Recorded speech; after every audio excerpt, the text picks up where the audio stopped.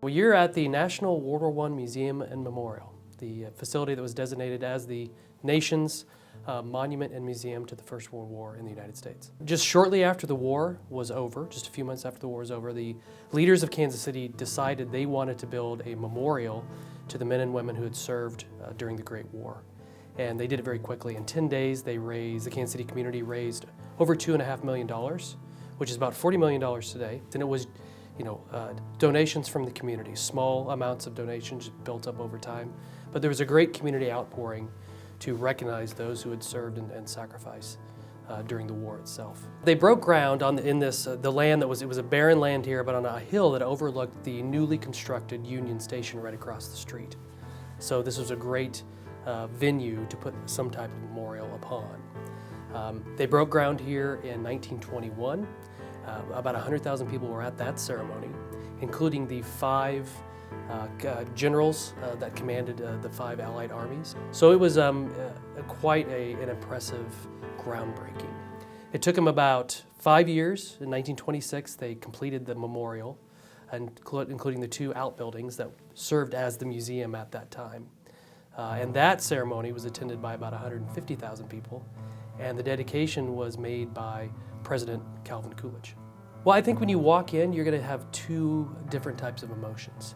Number one, you're going to feel, a lot of people don't have, especially in our nation, don't have a lot of knowledge of the First World War, what it meant worldwide, the global nature of the war. So you're going to have a lot of information that's going to be presented to you. But in addition to that, I think you also feel a type of solemnity, a type of honor and respect of those who served. And I should say, we don't just present the American side or the American role in World War I. We're the National World War I Museum, but we explore every belligerent side, the Allies, the Central Powers, everybody in between. So we want to present this knowledge to people, start this conversation on what the First World War meant to the world, how it in many ways set the stage for what became the Second World War. But we also want to honor those who had served and sacrificed, not just the soldiers, but the people back home as well. And I think you'll get that feeling as you go through our museum. Our square footage is over 80,000 feet, plus 4,000 feet of an open storage facility, brand new. We have over 350,000 items, and they range from a tank, something the size of a tank, to individual letters and diaries, and everything in between. So we've been collecting since 1920. We still actively collect objects today. We get a lot of items that are donated from family members who had someone in the war, or something of that sort. They have some relation to the objects themselves. So we're actively collecting, looking for specific items. We have a lot of items, so we're focusing our collecting initiatives now on trying to focus on some of the less represented communities that were involved in the war.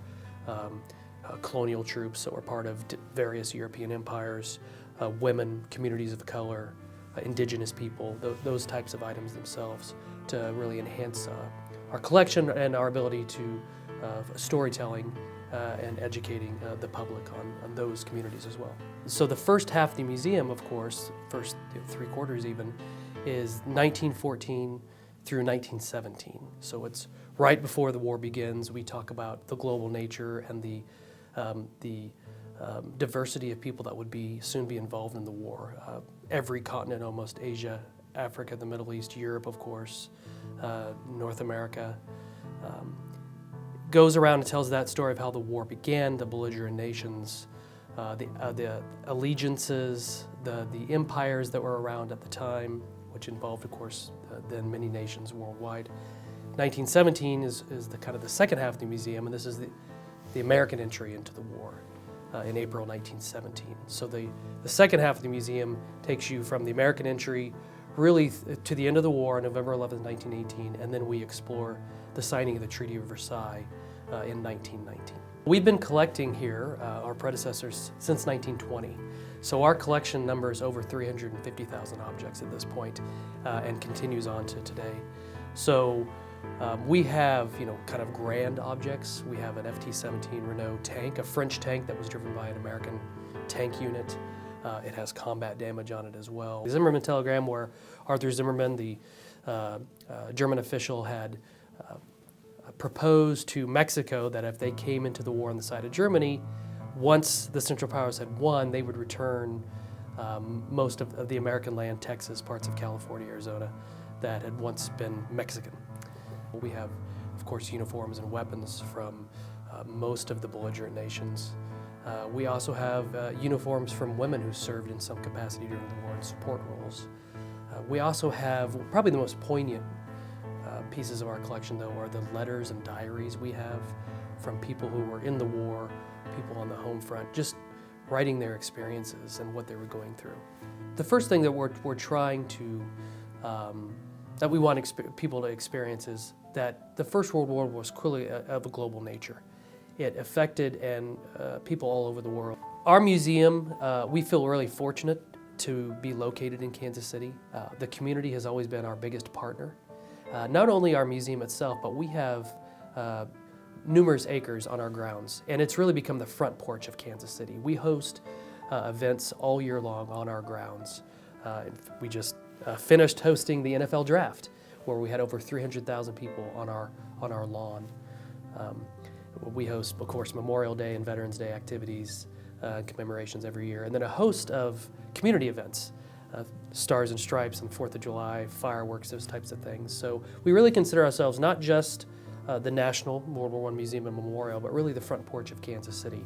And we really enjoy having that responsibility and welcoming people from the nation and worldwide to show off our museum, to help educate people on the importance of World War I even today, as well as help advertise and show off what a great city Kansas City is.